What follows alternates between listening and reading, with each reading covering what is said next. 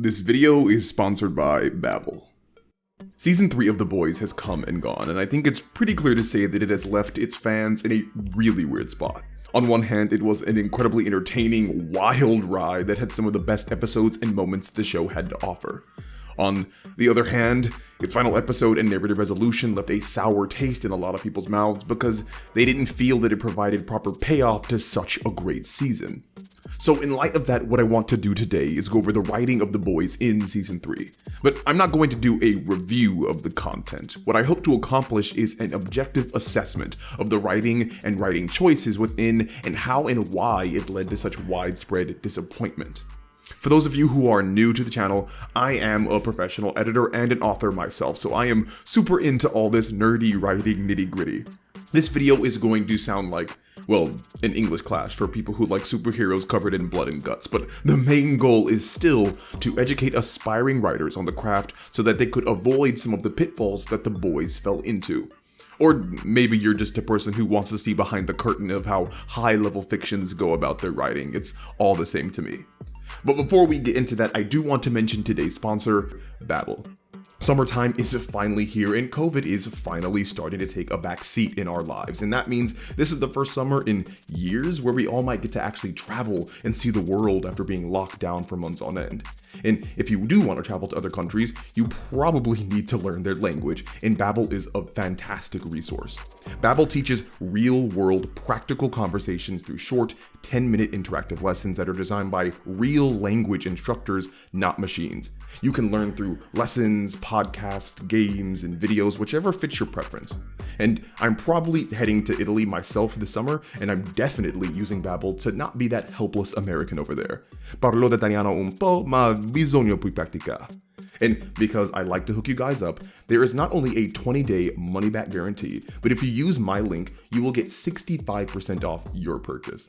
All the info and links will be down in the description below, so make sure to check it out. If you've been putting off learning a language, maybe now is the perfect time to dive on in.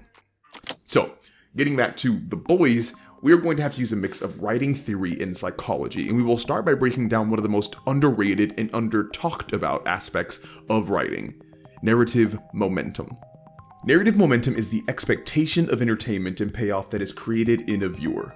In other, more simple terms, narrative momentum is whatever pushes the viewer to keep moving forward with the fiction. Fictions lacking narrative momentum are often dropped by viewers because they show no promise of interesting developments down the road. But just defining narrative momentum isn't good enough. We need to go over how it's created. Narrative momentum has 4 primary component parts: the goal, the consequence, the build-up, and the payoff. The goal is whatever positive outcomes the characters want from their journey. The consequence is whatever negative outcome the characters are risking in order to achieve their goal. These are the most basic and easy to execute elements of narrative momentum, but they are also the most important. The goal and consequence create the initial premise for the journey ahead, and the hope is that the premise creates enough interest in the viewer to keep them sticking around and moving forward. Next comes the build-up. The build-up is the contextualization and heightening of the positive aspects of the goal and the negative aspects of the consequence. In simple terms, the build-up is a process by which the narrative hopes to make the viewer more invested in the character journeys in order to keep them moving forward. Think about it like this. If I, as a viewer, were introduced to the goal and the consequence in the first 20 minutes, but then learned no new information or details for another hour, I might get bored with the stagnation of the narrative.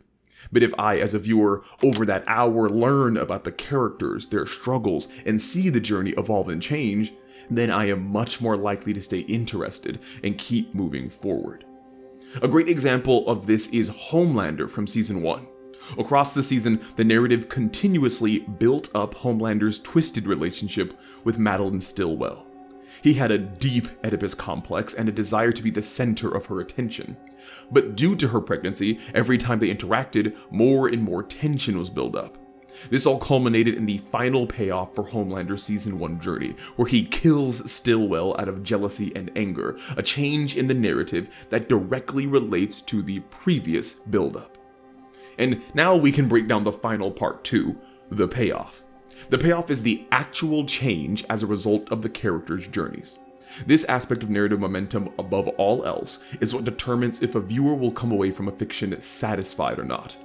In almost all circumstances, character choices and actions must change something in the narrative by the end, whether that be the characters themselves or the setting itself. The payoff manifests as either the goal being achieved, i.e. a positive outcome, the consequence happening, i.e. negative outcome, or possibly even some combination of the two. The worst case scenario is that a narrative lacks a payoff completely, which means that overall nothing positive or negative happened, causing the story to stagnate or revert to the position it began in. This is the very reason why dream sequences are often hated. Most do not actually change the characters or the setting by their conclusion, making them seem like a waste of time. Furthermore, the payoff, being the most complex of the component parts, has two variations: the worthwhile payoff and the unsatisfactory payoff. The worthwhile payoff is one where the story changes in such a way that leaves the viewer feeling that their time and energy were invested wisely. This most often occurs by the positive or negative aspects of the payoff aligning with what the build-up made a viewer care about. Again, going back to Homelander in Season 1, Homelander's struggle was his traumatic childhood and lack of a parental figure. This was built up across the season. Therefore, a payoff where he lashes out and kills his mother figure out of jealousy seems worthwhile. Conversely, an unsatisfactory payoff is one where the story changes in such a way that leaves the viewer feeling that their time was wasted. This most often occurs by the positive or negative aspects of the payoff being completely different than what the build-up brought viewers to care about. Game of Thrones is an excellent example here. No matter how much you didn't like it, there was payoff in the final seasons. The problem was that almost every major payoff didn't align with what we were led to care about. Spoilers ahead, I guess, but the reason Arya defeating the Night King was unsatisfying was because the narrative hadn't built her up to be his final foe. It's the reason Bran taking the Iron Throne was unsatisfying. The narrative hadn't built him up to rule Westeros. This is all to say that not only must there be a payoff, i.e. actual change, at the end of the narrative to satisfy viewers, the change must be worthwhile and align with the build-up. Once this progression of a goal, consequence, build-up, and payoff is complete, the narrative can either end or move into a sequel entry. This could present as another movie, another book, another season, or even just another episode or chapter. Whatever the sequel entry is, it then restarts the narrative momentum cycle based upon the actual change realized by the payoff. This is how a series builds off of continuous entries. Each entry sees a new goal and consequence. They are built up, there is a changing payoff, then the characters must adapt their goals to the new circumstance, which then leads to a new consequence, a new build-up, and so on until the narrative comes to an ultimate conclusion. This is narrative momentum. When done right, it is a self-perpetuating process that keeps a viewer engaged from beginning to end. But to be done right, every primary component needs to be present in some capacity. And as you have probably guessed by now, that is where The Boys Season 3 takes a bit of a stumble. Its execution of narrative momentum was great right up until the point of payoff, which again left many viewers feeling unsatisfied. And it is not just one or two instances either. The vast majority of narrative plot lines contained within Season 3 had issues with payoff. Let's just take a look at some of the side storylines, for example, like Supersonic. The goal that Starlight had was to ally with Supersonic in order to take down Homelander. The narrative then built up Supersonic to be in a position of emotional competition with Huey. Even if Starlight and Supersonic were not romantically involved, they were still growing close, while Starlight and Huey were growing further apart. The buildup of this line of the plot was basically to show how important Supersonic was to Starlight. But the payoff amounted to Supersonic being murdered to show how unhinged and sadistic Homelander was. The emotional investment that the narrative had built up was meant to make this loss sting us along with Starlight. However, the problem is that this payoff doesn't actually change anything. Homelander murdering Supersonic doesn't tell us anything new. He already presented as a sadistic murderer before. He has gleefully murdered people before. Furthermore, nothing consequential happened as a result of the murder either. Starlight didn't become more against Homelander, and Homelander didn't face any penalty for murdering Supersonic. This is a prime example of a lack of payoff, where the story doesn't change after buildup. You could remove Supersonic from Season 3, and I don't know if too much changes. Let's take another side story in A-Train. This season saw him go on a pretty compelling personal journey of confronting his past, along with his responsibilities as a hero, a brother, and just a man. His goal was to fix his relationship with his brother, and he sought to do that by making the hero Blue Hawk accountable for over-policing black neighborhoods. The buildup across the narrative was the ever-increasing animosity between A-Train and Blue Hawk, and the payoff was A-Train killing Blue Hawk in a fit of rage. The change that occurred from this was that A-Train got a new heart so that he could use his powers again, but also lost his relationship with his brother because of his murderous actions. There was momentum from beginning to end, and all the component parts were there, except the change simply puts A-Train back in a position where we had seen him before. He is still a lackey to Homelander and Vought, and there is no clear indication for the direction his character will take going forward. In other words, he is currently stagnant, no momentum. This happens again and again in the season, even with major plot lines. Either there is no payoff at all, or the payoff is so small and self-contained that it doesn't feel worthwhile. Kimiko goes on a soul-searching adventure of considering how her powers make her a violent murderer, then loses her powers, then realizes that her powers don't define her, then ends the season reveling in being a violent murderer. Her payoff barely sees her change at all, and she doesn't influence the greater events of the story in any meaningful way. Frenchie became more assertive and confident in himself by the end of the season, but that doesn't amount to much actual change for the story. Huey and Butcher take Temp V for the goal of fighting against the Supes, and the build-up is that Temp V is actually fatal and causes horrific brain damage. But by the end of the season, both of them see no immediate consequences because of the Temp V.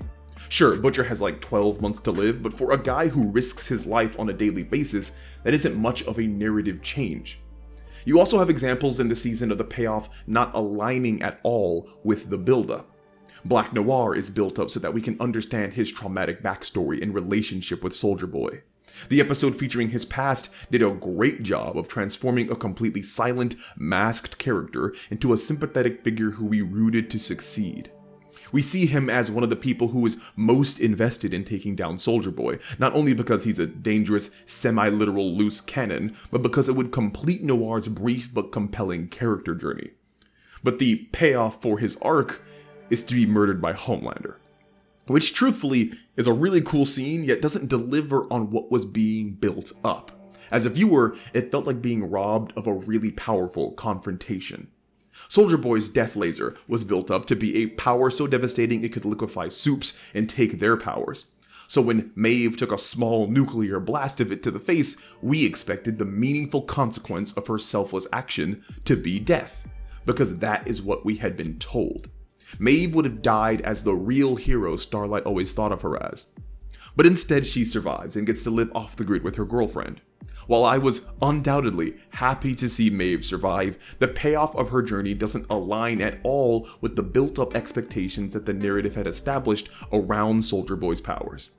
Possibly the best encapsulation for how this payoff problem plagued the season was Starlight's Super Saiyan mode. The build-up, the tension, and expectation were all expertly done. The stakes were at their highest and the table was set for a big moment, but the actual payoff was surprisingly lackluster.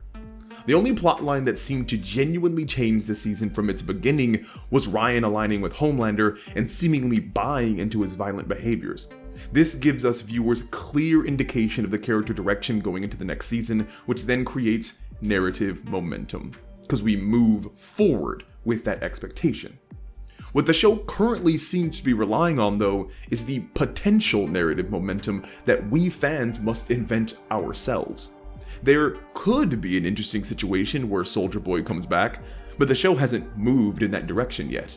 There could be an interesting situation where Victoria Newman becomes president, but the story hasn't moved in that direction yet. There could be complications with Butcher and Huey's health.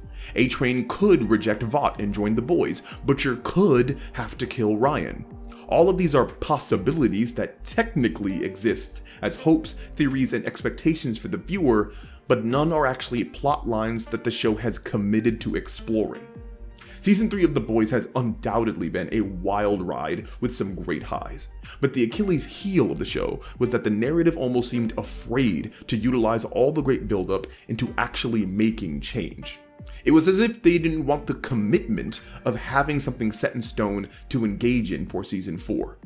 By the end of Season 3, Homelander is still around, he still has his crazy followers, Vought is still super powerful, and the boys are all alive, well, and out to get them.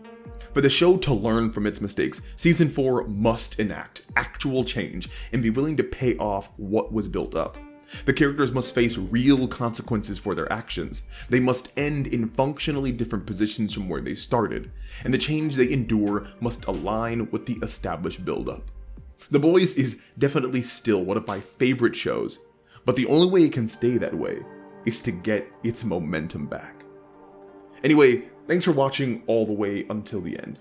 If you like what you heard, comment, like, and subscribe. If you really want to be a homie, support the channel on Patreon or check out my website for my books and editing services. As always, it was a pleasure, and I will talk to you all again soon.